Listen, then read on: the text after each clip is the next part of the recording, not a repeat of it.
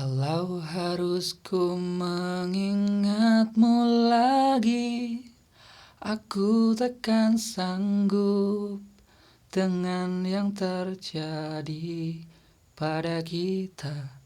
Ya BTW itu lagu kayak lagi enak banget beberapa hari kemarin dinyanyikan oleh Danar di X Factor sampai kayak trending ya, dan itu sedep banget sih menurut aku cover lagunya, performance-nya. Aduh, ngomongin performa jadi inget nih salah satu HP mantan flagship Sony Xperia yang bakal aku bahas di video kali ini. Ini adalah Sony Xperia XZ. Ya jujur aja kalau mengingat Sony Xperia XZ ini aku banyak banget kenangan, dan sekarang kalau kita cek di marketplace di Shopee misalnya harganya cuma di 600 sampai 700 ribuan aja. Aku masih ingat banget beli HP ini dulu sekitar 2 juta, itu pun limbah Jepang, dan memang HP limbah Jepang harganya udah bener-bener drop banget, turunnya cepat banget. Dan kalian bisa melihat sendiri ini harganya di 600 sampai 700, dan harga terbaik, kondisi terbaik di 750 ribu aja. Kalian udah bisa mendapatkan salah satu HP mantan flagship Sony Xperia di tahun 2016. Kalau kita tengok sedikit untuk spesifikasinya, ini bisa dibilang masih oke lah, masih worth it banget, mengingat harganya sekarang 750 ribu aja. Kalau kita beli HP baru dapatnya apa sih? Kalau kita beli HP second pun resmi-resmian itu pun dapatnya juga produk-produk lama yang masih RAM 2 GB, RAM 3 GB di 700 ribuan. Aku pikir kayak gitulah, belum bisa dapat HP ala-ala Pony kecuali minus tipis-tipis. BTW ini HP itu kelasnya iPhone 7 guys, Samsung Galaxy S7 ataupun LG G5 kayak gitu. Mari kita lihat sedikit untuk spesifikasinya. Yang pasti ini HP keluaran 2016, memang sudah cukup tua ya, jadi udah hampir 6 tahun. Di sini kalau kita lihat bodinya dari bahan metal, terus udah mempunyai sertifikat IP68 tahan air, mencelum 1,5 meter 30 menit. Layarnya di sini sudah Full HD, kerapatannya 400 ppi, tajam banget, Corning Gorilla Glass 4, gila. Terus performanya pakai Snapdragon seri 8 820, terkenal panas sih. Terus memorinya 3 GB, internal 32 GB untuk unit yang aku bahas. Kameranya 23 megapiksel, bisa rekam sampai 4K 60 fps, halus bisa juga.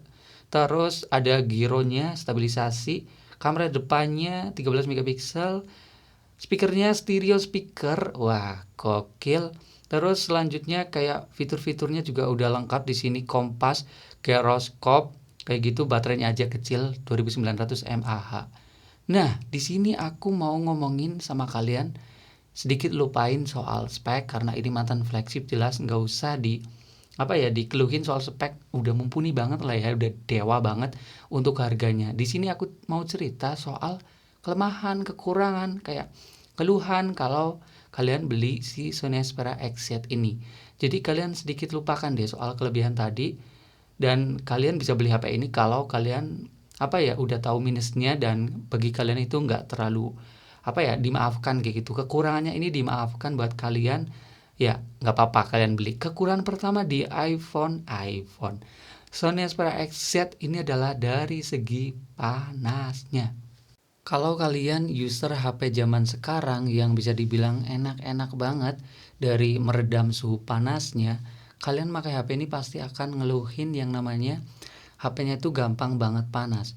Kayak sekedar buat sosial media kayak Instagram, kalian scrolling dengan catatan pakai data ya, pakai sinyal data internet di HP ini, itu udah kerasa panas padahal belum ngegame, belum disiksa ini HP. Jadi cuman kebutuhan ringan-ringan aja di sini, kayak aku cuman scrolling YouTube, Instagram ataupun kayak Facebook kan, HP ini tuh udah kayak demam, dan itu cukup risih di tangan.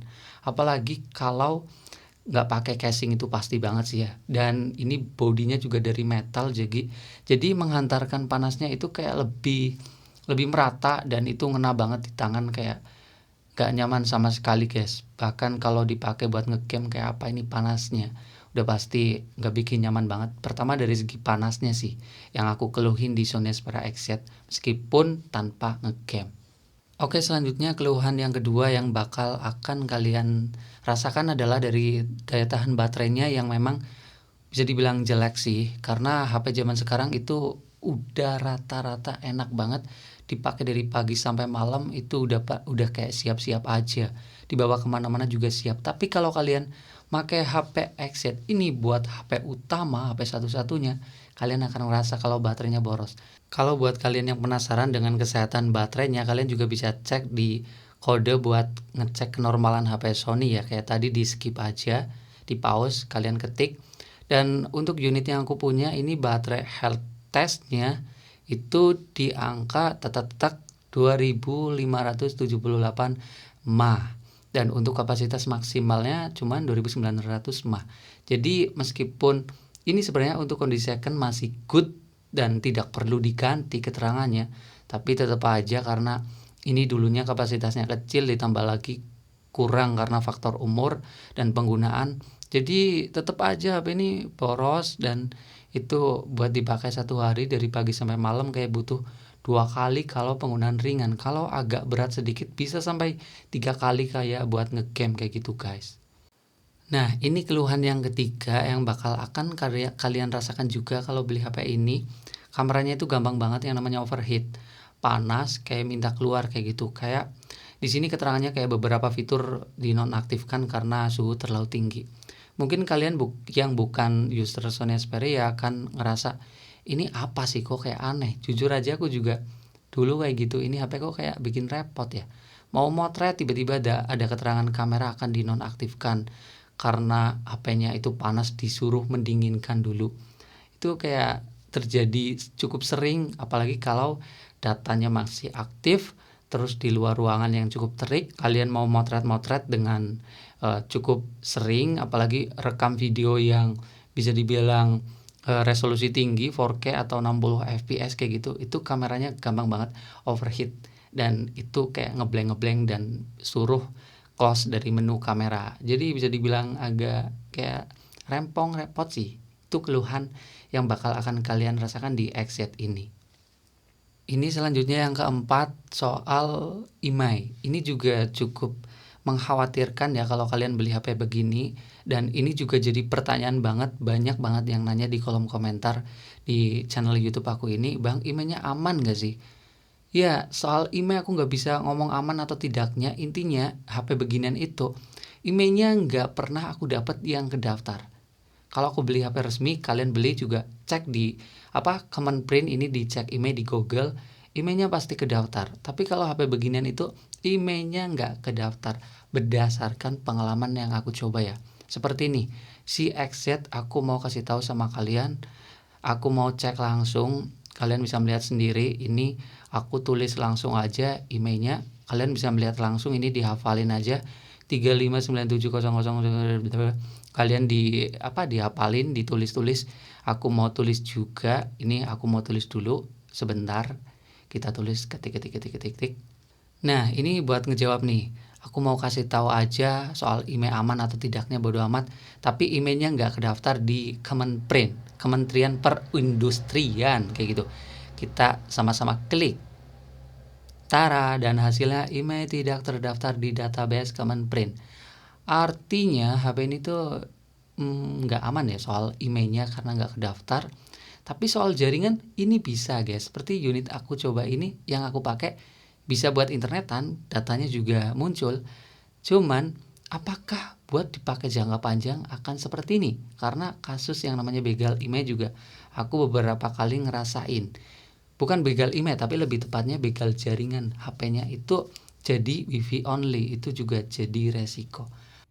Oke guys, mungkin segitu aja yang dapat aku sharing sama kalian soal kayak keluh kesah ya di Sony Xperia XZ ini buat dipakai di tahun 2022.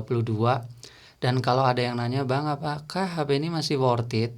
Sebenarnya kalau kalian punya budget terbatas, HP ini itu masih worth it banget daripada kalian beli HP zaman sekarang modal 700 ribuan dapat HP apa coba. Dan di sini kalian bisa mendapatkan salah satu HP mantan flagship yang performa jelas masih mumpuni, layarnya masih enak banget, masih tajam banget. Terus dari segi desain juga masih bisa dibilang enggak desain murahan sama sekali, enggak. Kameranya masih bisa diandalkan. Sebenarnya banyak sih keunggulan di mantan flagship limbah Jepang XZ ini. Cuman kalian lebih perhatikan aja minusnya kayak tadi, apakah itu berarti buat kalian atau tidak. Selebihnya kalian bisa komen. Ya, bye.